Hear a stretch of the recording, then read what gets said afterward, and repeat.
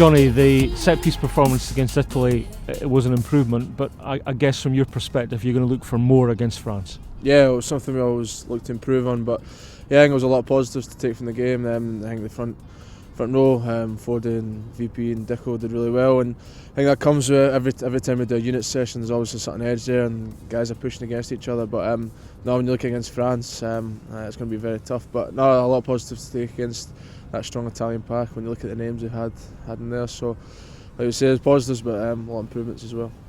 You've played against French sides, whether for Glasgow Warriors, you've played against France national team at age grade level. What do the French bring to the physical contest that marks it, say, is different from playing against another country? Oh, when you look at them, you see how physical they are, and obviously the attacking threats. They can run the ball from anywhere, and the individuals they have, they can create something out of nothing, and it's just exciting rugby they play. So, and also in defence. How much do you think it helps, or is it an advantage that we've got players, including your brother, who play in France? Yeah, I think it's a good advantage because they play against some of these guys week in, week out, and some of them as teammates. So just to also get an insight on the sort of mentality of Vern as well, obviously coaching at Clermont for a number of years. So no, it's good. So so we can get an insight into some of the players there. So does Richie speak any French? Yeah, he does. I think he's quite good, but he'll say he's not very good. In terms of the whole thing about marking your first Six Nations victory, as it were, was it a bit of monkey off the back for you personally? No, I think over the last couple of games, we've learned how small margins can affect the game, and we've been making improvements every game, but it just shows that small things can really affect the game. So no, everyone was really proud of the team and just happy to get that result. We know every time we put on that jersey, it's a massive honour, and yeah, to get to represent your country is a little bit of feeling. So that was very special.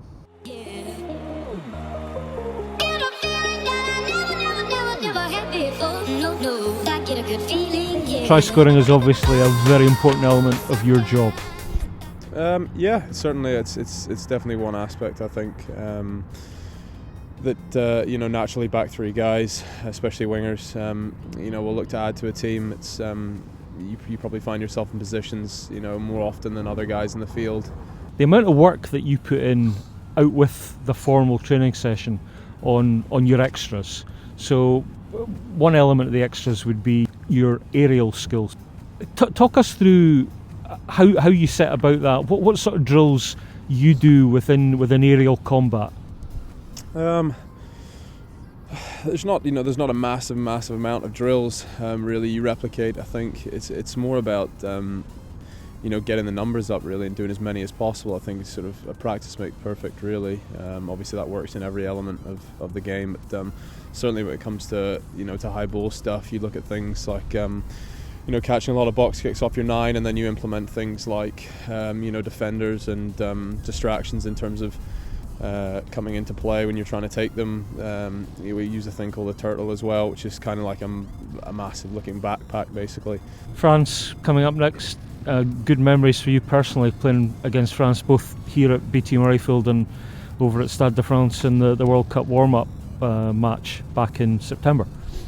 Yeah, we've had the couple of games we played against them, we both narrow losses unfortunately. I think the one in the summer we probably, you could argue we could have gone for the draw, but we felt at the time and what we were trying to build going into the World Cup, it was more important for us to try and have a go and get the win. But certainly it was it was a positive performance, and then obviously this last year Six Nations I took an injury early on, but again it was a performance, a narrow loss, but certainly going back from my game 2 years ago, I think we were in a position to win that game. Unfortunately it didn't come off, so fingers crossed, having learnt the lessons of narrow margin defeats of them as we've been talking about with a lot of teams.